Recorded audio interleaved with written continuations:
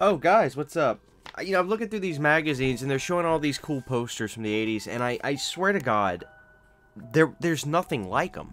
Those 80s posters, it's not even like a nostalgia thing, I think. I think we just lost that art form of how great posters used to be.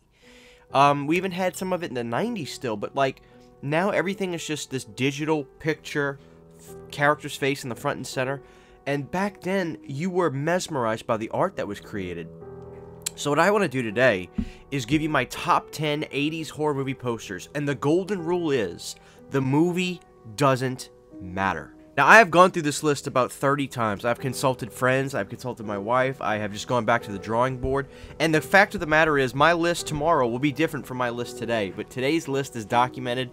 I'm just sick and tired of changing it. We're going to go with it. So here we go, guys. Top 10 80s horror movie posters, and the movie quality doesn't matter. Alright, guys, so I have one honorable mention, and that honorable mention is going to be David Cronenberg's Scanners. That's right. The thing I love about the Scanners poster is it blends both realism and also just fantasy because of the drawing style. But Scanners lets you know bodies will be battered in this film. It's very direct, but you feel the pain in the image, and I think that's something to be said. So the Scanners poster, I think, is a great, way to start the 80s, and it's a great honorable mention, if I do say so myself. I love the Scanners poster. And at number 10, guys, we got to go with somebody back there.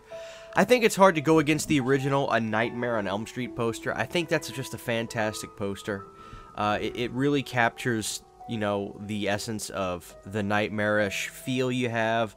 Almost like a night terror. She's in the bed, but you can tell she's not able to move. The claws coming over her. You can hear the music as soon as you see the poster. As soon as you look at the poster, you hear the theme playing in your head. I think the original Nightmare on Elm Street poster, along with the majority of the other Elm Street posters, is a great representation of how great the 80s were in terms of artwork. But when you had to go with one, I had to say, I'm not going to put more than one Elm Street on here, or Friday the 13th, or even more than one Halloween, if there even is one. You got to give it up to the original. The original's pretty damn great. Coming in at number 9, we got to go rock and roll with Sammi Curr's Trick or Treat. I mean, this poster is firing on all cylinders. Sammi Curr is surrounded by flames with a jack-o'-lantern face. He's got his guitar, he's ripping and he's roaring. This poster just gets you right in the mood. I don't know what else to say. This poster is everything. Again, this is one of those images that as soon as you see the image, you hear the music. You hear it. It just permeates throughout your body. That Fastway record is a masterpiece. I love Fastway, great band. But the Fastway poster, I think, is great. And I own this poster, so that should tell you something, too. I have this poster. I don't hang it up all the time, but I'm fixing to because it deserves it. It's a great poster. Coming in at number 8... Joe Spinell's Maniac. That's right, or William Lustig's Maniac. This poster just screams uneasy, right? And there's something to be said about a poster that can match the intensity of how brutal a film is. Like, Maniac is a film, I think that's one of the greatest slashers ever. I think it's even my number 2 or 1 when I did the non-franchise slasher movies. And this poster somehow equates the quality that the film has. That's an incredible thing when you think about it, especially when you look at now. Look at a movie like Hereditary and the poster it has. That poster is abysmal. I think it's actually disrespectful to how good the movie is, to be frank. But back then, the posters were either as good or better than the movies themselves. And Maniac is an example where the poster is equally as good as the movie. And it's beautiful. I need to get this, to be honest with you. Next up, guys, you know that my favorite horror movie in the world is Return of the Living Dead. It's got a great poster, but I'll be a son of a bitch if I don't think the best poster in the franchise is Return of the Living Dead's Part 2. I mean, you look at it. Don't get mad at me. You look at it. It's beautiful. You've got what I call the tornado zombie ravaging over the town. You've got the whole city behind him. It's this beautiful shade of blue. I love the font for Return of the Living Dead 2. I think this is just I'm looking at it right now, an absolutely beautiful poster. Beautiful poster. Like, I want to get it tattooed on me. I want the tornado zombie, like, on me somewhere.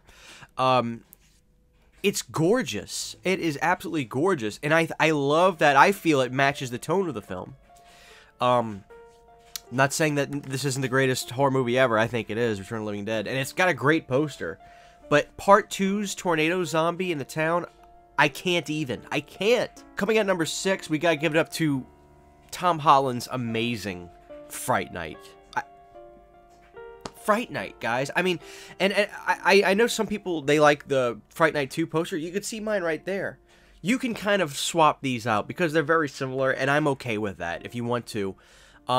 I love the vibe of the Fright Night poster. It really symbolizes, hey, this movie's going to take place in a town.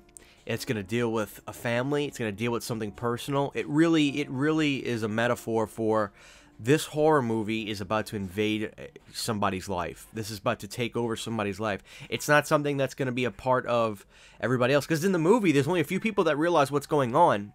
And I love that poster because to me it's really metaphorical for the horror. It's about to invade a person. It's about to be going after a person, which is Charlie. So it's a beautiful poster. It's metaphorical. You got that great image of the vampire face above it. Oh man, how do you beat it? How do you beat it? I mean, that's another poster that's as good as the movie. As good as the movie. Coming in at number 5, guys, this is going to be one that's going to throw some of you off, and I understand it. For me, number 5 is George A. Romero's Day of the Dead. There's something about this poster that symbolizes respect for the past, but we're still blazing a trail. There's just something about it, and this is probably not going to be in a lot of people's top 10. Totally respect that, but there's something about this poster that not only do I love, but like it's a sophisticated kind of I don't know, it's the colors, it's the dawn, night, and day thing that I love. It's, the poster reminds me of the music, if you will. It's a very sophisticated kind of synthy main theme that the movie has. I did a rip of it on Radio CHH if you want to listen to it. But it matches. There's this little bit of sophistication to it that I can't really explain too well. Hopefully I am a little bit, but I love the poster. And what I love so much, drop a comment below, is that a lot of people are saying, no, Day of the Dead is really it. That's the best one. Like, he got it right. He really told the story there. He really changed up the formula. He really did things differently. He made it sound different. He made it feel different. And in terms of 80s zombie films, yeah, Return of the Living Dead is great, but you also can't forget about Day of the Dead. A lot of people still say Return of the Living Dead is the best, and I totally agree, but Day of the Dead is right there. It's right there, and I respect the hell out of that. Coming in at number 4, guys, excuse my sinus, is The Video Dead. This is such a classic 80s horror movie poster. I actually like this film. It's a really charming, weird little zombie flick. It's actually got a really good premise, but it's really fun. I love this movie. The Video Dead poster is classic, super hard to get a hold of. I've wanted to get one for a while, but I think it's fairly expensive, so there's that. But the Video Dead poster is just freaking beautiful. I love it so much. Alright, it's crunch time. Coming in at number 3, guys, is one of the greatest horror movie posters I've ever seen. Mausoleum. Look at that work of art. Look at it. Mind you, Mausoleum is a really fun little movie, but I don't care if you've seen it or not. That's not the point. This is about the artwork. Mausoleum's poster is freaking beautiful. It is a work of art with the big skeleton over the mausoleum. Like, this is what I'm talking about. This is how it's done. This is what it's all about. The Mausoleum poster. These are all, my top 3 are all 10 out of 10s. 10 out of 10s, 10 out of 10s. Look at Mausoleum, enjoy it, get a print of it. My number 2 and number 1s are absolute classics. Probably, in my opinion, the 2 greatest 80s horror movie posters ever made. My number 2 is Lucio Fulci's City of the Living Dead, aka The Gates of Hell. This poster lets me know that all hell is about to break loose. And not only that, but it's going to be nasty. There's this, like, smell that permeates when you look at the poster for Gates of Hell. It smells like death, and it looks like death. And there's this just weird Italianism to the poster, too, naturally, because it's an Italian film, but it also really registers in your head, oh my god, this is going to be a nasty-ass movie. And it's beautiful. This poster is absolutely beautiful. I need a print of this, because it's criminal that I don't have one yet. It really is a work of art. I don't know, guys. I mean, what am I supposed to say else about the Gates of Hell poster? It really is an absolute work of art. I adore it. And at number 1, guys, what I consider to be the greatest 80s horror movie poster ever made. 1989's Jason Takes Manhattan. That's right, or Manhattan. Sometimes I say Manhattan, sometimes I say Manhattan. Jason Takes Manhattan. Oh my god, are you kidding me? Look at it. What's beating that? As great as Gates of Hell is, Jason Takes Manhattan just represents everything we love about the 80s, really. Bigger, badder, better, colorful, beautiful. I mean, could argue that the poster is better than the movie. I'm not gonna stop you on that.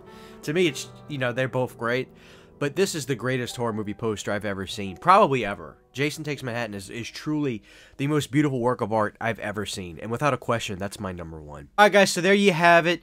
Jason Takes Manhattan is number 1. I don't know what else to say. I don't think I'll ever beat that. There are some great ones. There are ones I wanted to mention, like The Howling has a great poster.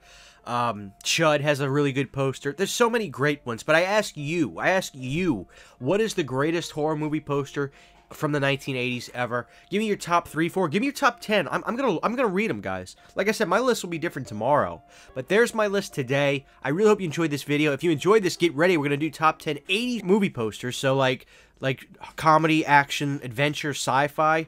We're gonna do that video next. But today was horror. Let me know, guys, what is the greatest 80s horror movie poster you've ever seen? Thank you for watching this video. Till next time. Cheers. Huge giant thank you to all of my Patreon supporters. Without you guys, this would not be possible. To get behind the scenes photos, videos, music, private live streams, and much more, you can subscribe to my Patreon for as little as $1 a month. Thank you to my patrons.